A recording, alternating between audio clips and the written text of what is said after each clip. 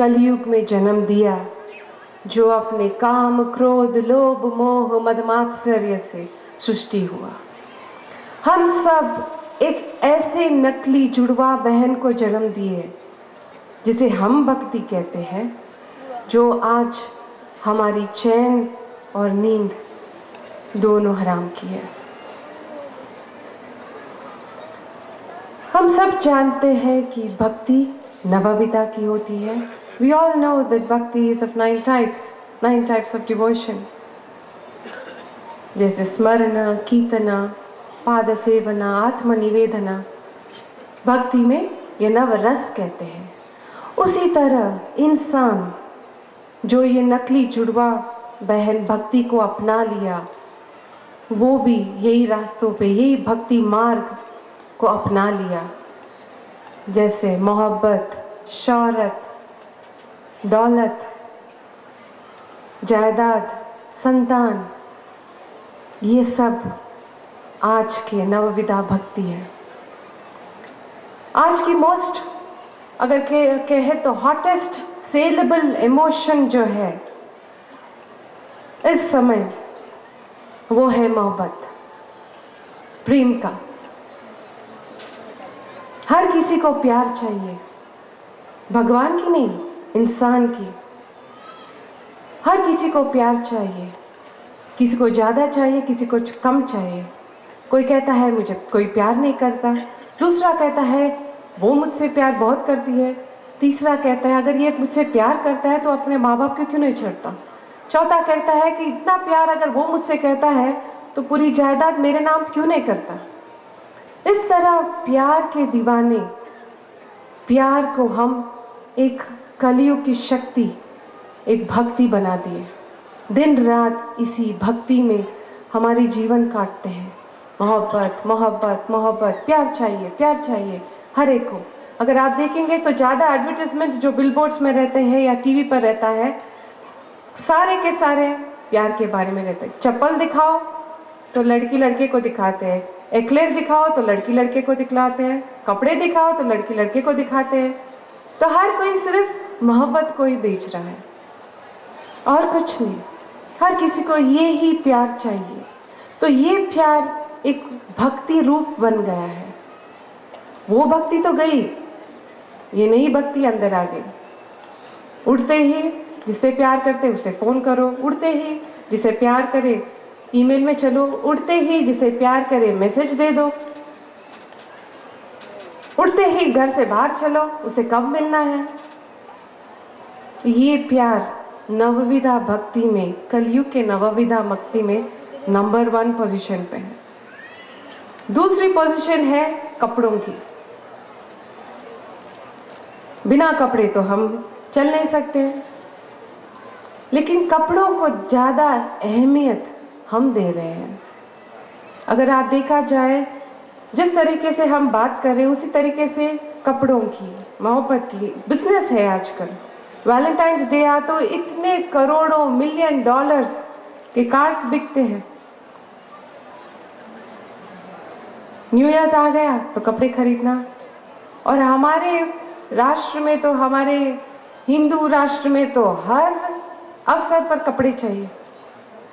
या मैं दिखता हूं कैसे? ये एक किस्म की भक्ति है।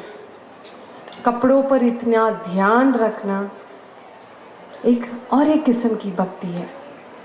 और ये भी एक मल्टी बिलियन डॉलर बिजनेस है। अगर एक शर्ट आपको 100 रुपये में मिलती है, एक ब्रांड की शर्ट आपको 1 लाख में भी मिल सकती है। इसे क्या कहते हैं? पागलपन, भक्ति, डिवोशन कहते हैं। इसी तरह हमें जायदाद चाहिए। हम खुश नहीं हैं कि हमारे मायके से इतना जायदाद मिला है, अपने ससुराल से इतना जायदाद मिला है, लेकिन फिर सोचते हैं और 100 एकड़ कहाँ से लूँ और 10 एकड़ कहाँ पे खरीदूँ, है कि नहीं? हर वक्त सोचते रहते हैं। और दूसरी मकान कहाँ पे खरीदूँ, ये मकान छोड़ी है तो दूसरे वाले कहाँ से लूँ। उसमें भी हम इसी तरह भक्ति बहती है। इसी प्रकार इंसान इस कलयुग में नाम के लिए दिन रात वही प्लान करते रहता है कि नाम कैसे कमाए, शौहरत कैसे हासिल हो। इतना भक्ति इस पर व्यस्त करता रहता है। सो दिव्य आत्म स्वरूप, ये भक्ति के पीछे जो हम आजकल दौड़ रहे हैं वो शाश्वत नहीं है। It is not permanent, it is perishable. It will not come with you. The amount of time that you waste on relationships, on people, on irrelevant objects of desire will lead us nowhere.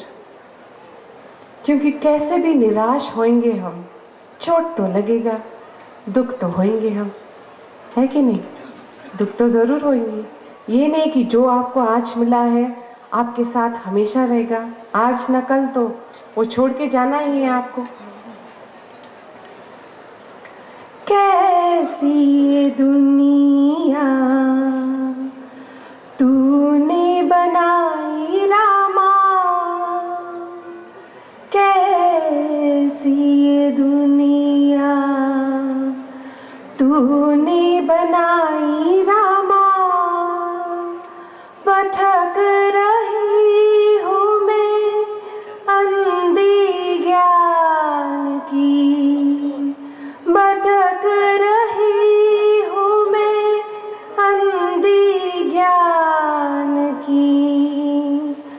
क्यों स्वार्थ हूँ मैं अपनों के लिए, माया क्यों घेरा है चारों तरफ है प्रभु, कुछ नहीं पास मेरा अंतिम यात्रा में।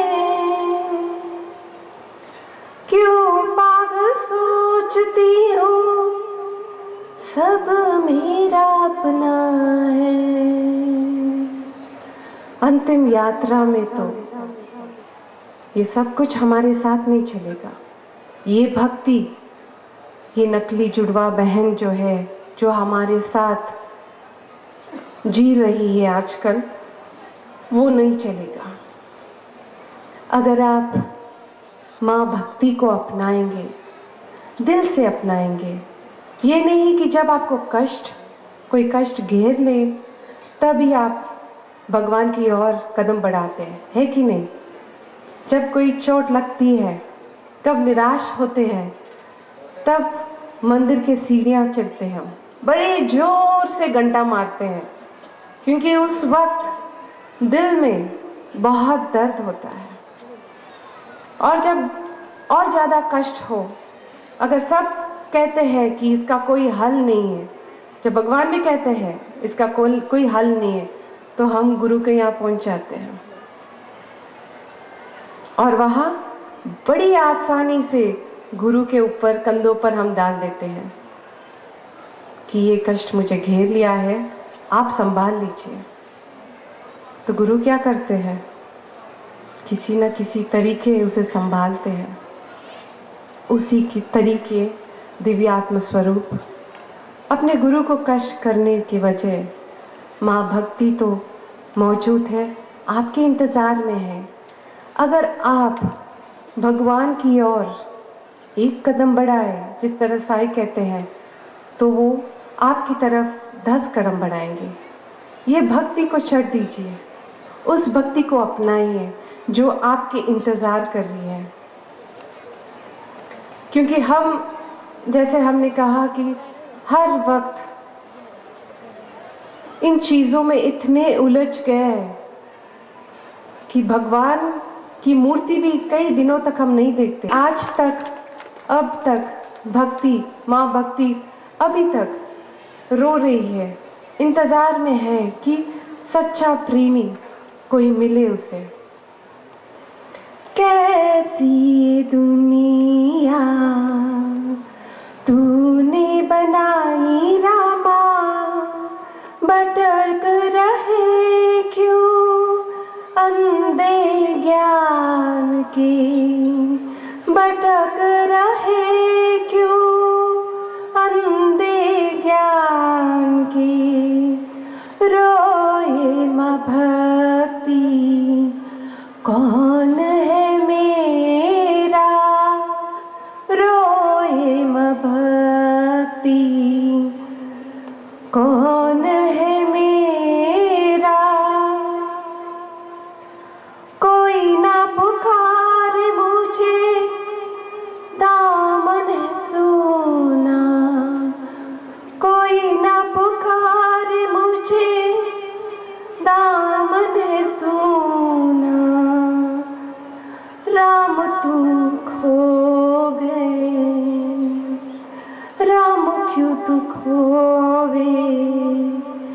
श्याम क्यों रे खोए, राम क्यों नावे, श्याम क्यों रे खोवे, हर कोई पुकारे जो अपना ही रे,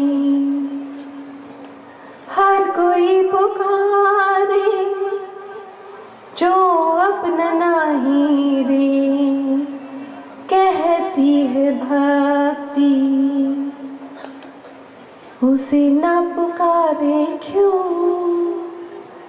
तो दिव्यात्म स्वरूप माँ भक्ति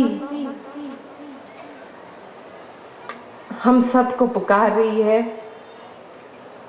कि हम श्रद्धा और विश्वास से उसे पुकारें,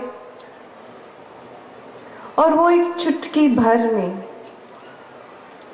भगवान और आपकी गुरु की कृपा आपके दामन में वो पहुंचा देगी। हरि ओम।